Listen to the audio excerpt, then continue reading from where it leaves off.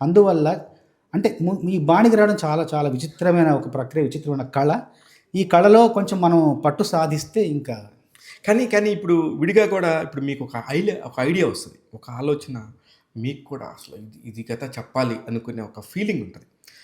దాన్ని ఎట్లాగైనా సరే చెప్పాలి, ఒక దర్శకుడి దగ్గర ఒప్పించాలి అనుకొని మీరు కనుక సొంతగా రాసి దానికి బాణీ కట్టమంటే కట్టరా? ఎందుకు కట్టారు? బోలెడంతమంది కడతారు. బోలెడు పాటలు అలా రాశాను. ముఖ్యంగా నేను పనిచేసిన సంగీత దర్శకుల్లో కీరవాణి గారు రాసిస్తే ఆయన బాణీ కడతారు. ఆయన ముందు దానికే ప్రాధాన్యత ఇస్తారు. రాసిచ్చిన దానికి బాణీ కడతారు.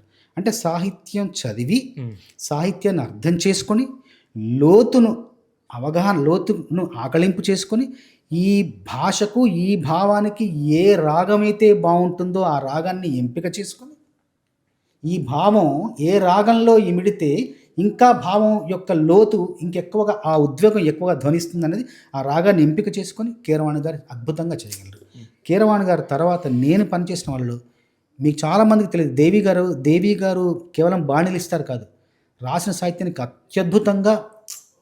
అత్యద్భుతంగా బాణి సమకూరుస్తారు. రాసిన సాహిత్యానికి ముందు సంగీతమే కాదు, రాసిన సాహిత్యానికి ముందు బాణి సమకూరుస్తారు ఆయన కూడా. ఎలా అంటే నేను ఒక పాట రాశాను. నేను, సుకుమార్ గారు, దేవి గారు మేము లేపాండే అనే ఒక రిసార్ట్లో ఒక సినిమా కోసం వెళ్ళి బ్రేక్ఫాస్ట్ అయిపోయింది, అల్పాహారం తినేసిన తర్వాత పక్కనే నిలబడి సందర్భం చెప్పారు. ఎవరు? సుకుమార్ గారు. సందర్భం ఏం చెప్పారంటే, ఒకదాని కోసం వెళ్ళిన మనిషికి, ఒకదాని కోసం వెతుకుతున్న మనిషికి అంతకంటే రెట్టింపు ఆనందాన్ని ఇచ్చే విషయం ఎదురైంది, తారసపడింది. ఇది అభివ్యక్తి, ఉండాలి. దీన్ని మీరు అందంగా కొనసాగింపు అందంగా ఎలా రాస్తారో రాయండి. పాము కోసం వెళ్ళిన వాడికి భామ ఎదురైంది. అప్పుడు నేను రాశాను అక్కడే ఆ బల్ల మీద ఓకే సుఖభయ్య అని చెప్పేసి ఒక వేరే బాణిలో రాశాను, బాణిలో పాడాను అప్పుడే అనుకొని. అది ఆ బాణి ఏంటంటే, అత్తలేని కోడలు తమురాలు, దాంట్లో అది ఆ బాణి పెట్టుకొని, ఏరుశనగా కోసం మట్టిని దవ్వితే ఏకంగా తగిలిన లంకే బిందేలాగా ఎంత చక్కగున్నవి, సింతా చెట్టు ఎక్కి సిగురు కొయ్యబోతే చేతికి అందిన సందమామలాగా ఎంత చక్కగున్నవి అన్నా.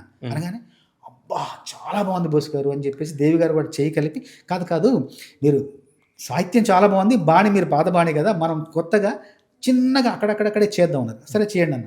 నేను సుక్కుబాయ్ అలా నడుస్తూ వాకింగ్, అప్పుడే తిన్నాం కదా, బ్రేక్ఫాస్ట్ చేస్తాం కదా, మేము ఇద్దరం అలా వాకింగ్ చేస్తూ తన కాటేజ్ దగ్గరికి వచ్చేసరికి, ఏరుశనగా కోసం మట్టిని దవ్వితే ఏకంగా తగిలిన లంకే బిందేలా ఎంత చక్కగున్నవి, లక్ష్మి ఎంత చక్కగున్నవి, సింతా చెట్టు ఎక్కి సిగురు కొయ్యబోతే చేతికి అందిన సందమామలాగా ఎంత చక్కగున్నవి, లక్ష్మి ఎంత చక్కగున్నవి. రాసిన దానికి ఆయన బాణి కట్టాడు. కట్టి కింద మళ్ళీ ఆ బాణిని కొనసాగించాడు.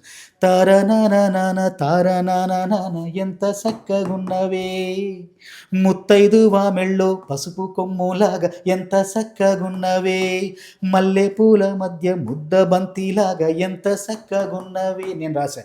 సుక్కల సీర కట్టుకున్న ఎన్నెలలాగా ఎంత చక్కగున్నవే, ఏరుశనగా కోసం మట్టిని దవ్వితే ఏకంగా తగిలిన లంకే బిందెలాగా ఎంత చక్కగున్నవి, లక్ష్మి ఎంత చక్కగున్నవి. బాణి భావం అలా కలబోసుకుంది. బాణికి ఎప్పుడు భావం బానిస కాకూడదు. బాణి భావం రెండు కూడా ఒక బంధాన్ని పెనవేసుకోవాలి. బాణికి ఎప్పుడు భావం బానిస కాకూడదు. Okay, super. ఎలా అంటే బాణి ఉంది కాబట్టి దాంట్లో ఇరికించాలి, దానిలో కిట్టించాలనే ప్రయత్నం చేయకూడదు. బాణిలో ఇరికించాలని ప్రయత్నం చేయకూడదు. భావానికి ఒక స్వతంత్ర ప్రతిపత్తి ఉంటుంది, ఉండాలి కూడా. నాదొకటే లక్ష్యం, నాదొకటే ధ్యేయం. ఇది ఏరుశనగా కోసం మట్టిని దవ్వితే ఏకంగా తగిలిన లంకే బిందేలా ఎంత చక్కగున్నది. బాణిలో పాడితే మధురంగా ఉంది. బాణి పక్కన పెట్టినా కూడా ఏరుశనగ కోసం మట్టిని తవ్వితే ఏకంగా తగిలిన లంకె బిందెలాగా ఎంత చక్కగున్నవి అని చెప్పినా అంతే అర్థవంతంగా ఉండాలి.